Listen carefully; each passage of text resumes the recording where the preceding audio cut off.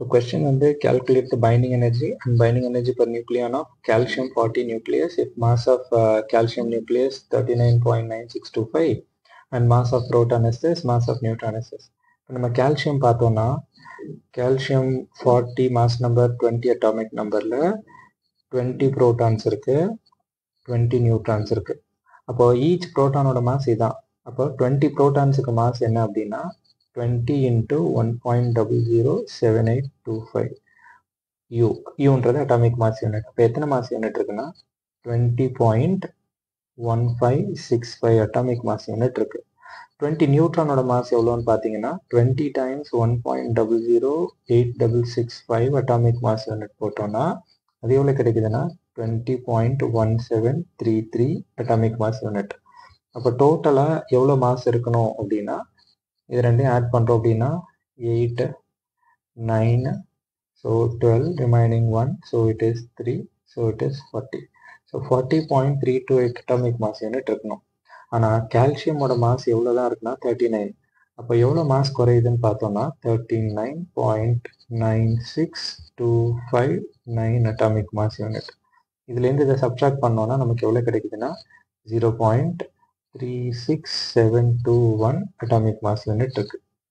இப்போ நமக்கு என்ன தெரியும்னா 1 atomic mass, அப்போ இதுக்கு பேர் இதுதான் வந்து நமக்கு டெல்டா எம். டெல்டா எம் அப்படின்றது மாஸ் டிஃபெக்ட். அப்போ எனர்ஜி ரிலீஸ்டுன்றது மாஸ் டிஃபெக்ட் டைம்ஸ் இ ஸ்கொயர். அப்போ பைண்டிங் எனர்ஜி தான் எனர்ஜி ரிலீஸ்ட்.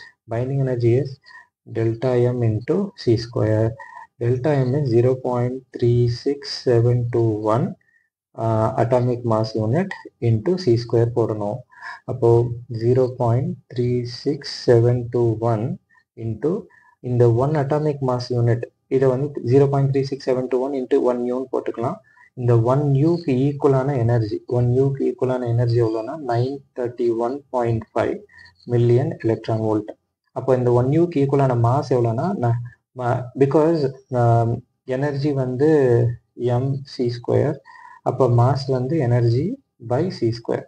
இப்போ 1 அட்டாமிக் மாஸ் யூனிட்ன்றது மாஸ், அதுக்கு ஈக்குவலான எனர்ஜி இவ்வளோ, அப்போ மாஸ் போடும்போது பை சி ஸ்கொயர்.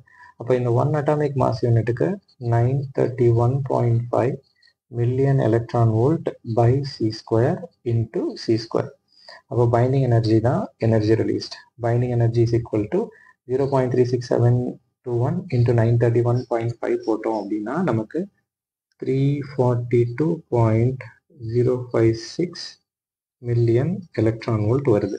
இப்போ டோட்டலாக பைண்டிங் எனர்ஜி பர் நியூக்ளியான் அப்படின்றது இவ்வளோ தான். இவ்வளோ எனர்ஜி வந்து நமக்கு வெளியில் வந்திருக்கு 342.056 million electron volt.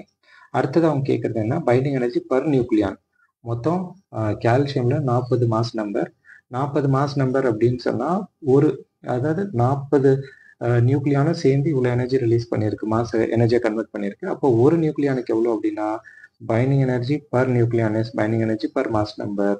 So 342.056 divided by 40 million electron volt. இது போட்டோம்னா 8.55124 வரும். So 8.55 million electron volt is the binding energy per nucleon.